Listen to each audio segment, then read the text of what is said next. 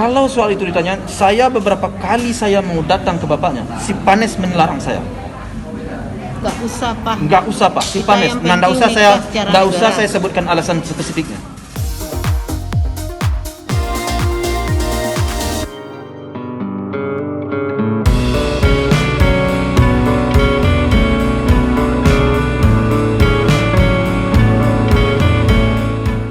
Dulu dari awal-awal memang kami ya tidak setuju. Saya tidak setuju. Saya untuk pernikahan antara almarhum anak saya dengan Panes, saya tidak setuju. Apalagi setelah terjadi kejadian di Surabaya. Waktu itu saya sempat marah kan saya. Jadi marah, udahlah cukuplah. Akhirnya anak saya di waktu itu sempat memutuskan hubungan.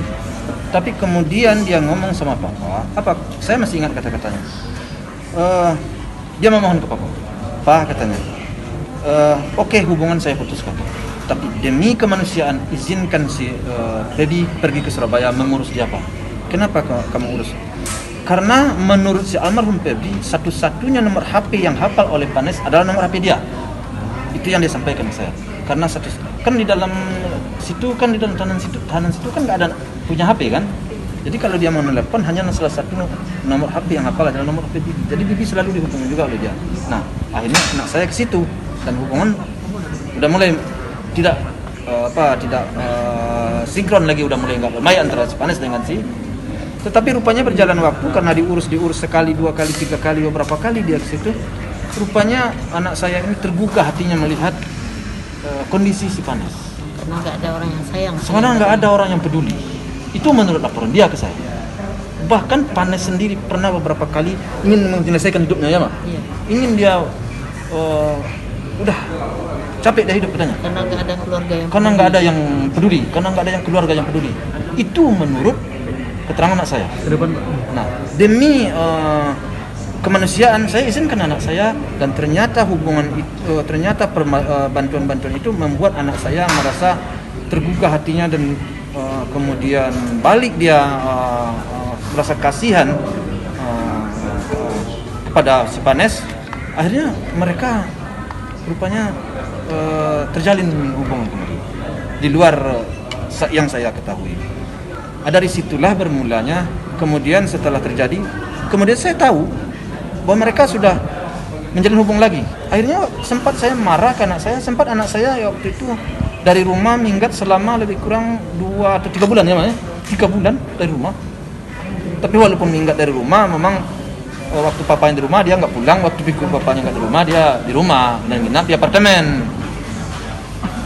Tapi namun saya selaku orang tua setelah dia menikah kan waktu itu kan menikah siri pertama itu. Kita nggak tahu.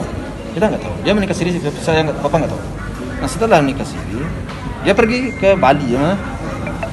Pas kejadian itu, karena omanya selalu menangis atas waktu itu hal yang dilakukan oleh si almarhum Febri, menangis, nggak sepantasnya anaknya begitu.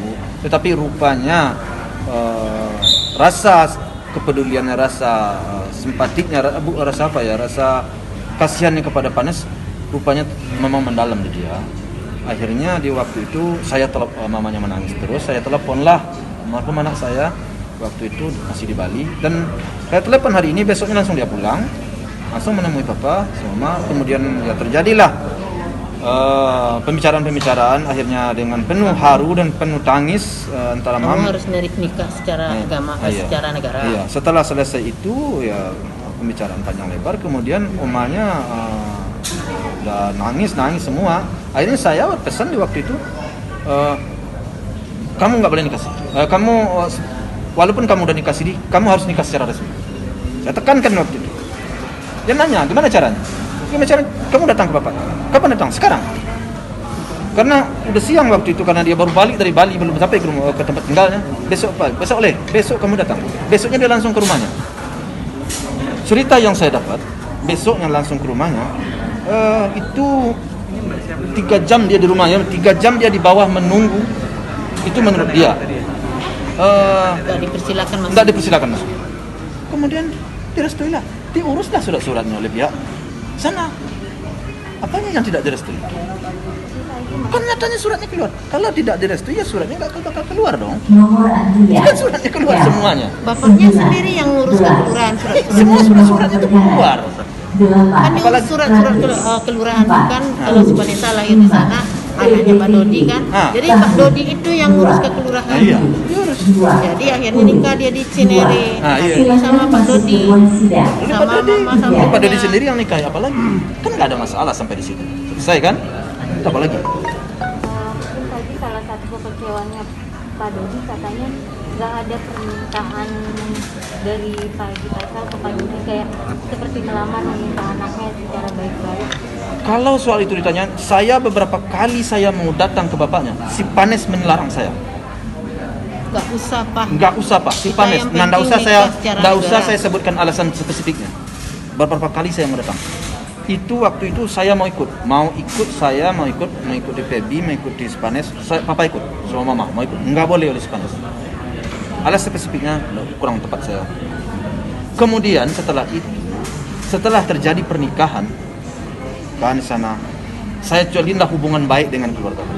Saya sampai ketemu di Bali, tanya, saya pernah pergi ke Di Cinere lah kita pertama kali. di Cinere pertemuan pertama sekali, kemudian pergi ke Bali pesta, saya jalin hubungan baik, tanya, saya ajak Pak Dodi ini kemana? Ke kebun binatang di situ ya, Pak. Tanya sama dia, gimana perjalanan ke kebun binatang segala macam. Nah, jadi kalau menurut saya sih sejauh itu tidak ada yang menjadi persoalan kalau menurut saya. Terus apa tadi pertanyaan saya? Berarti ini itu karena Vanessa sudah hamil, ini akhirnya direstui. Siapa? Panes tidak ada hamil, nggak ada hamil. Saya tanya. Dari mana dia tahu? Ya. Hubungannya aja baru buka pintu aja anaknya. Dia aja udah berapa lama nggak buka ketemu pintu, sama dari anaknya? Mana dia tahu? Sebelum menikah itu udah berapa lama dia nggak ketemu sama anak? Dari mana dia tahu? Allahu alam lah.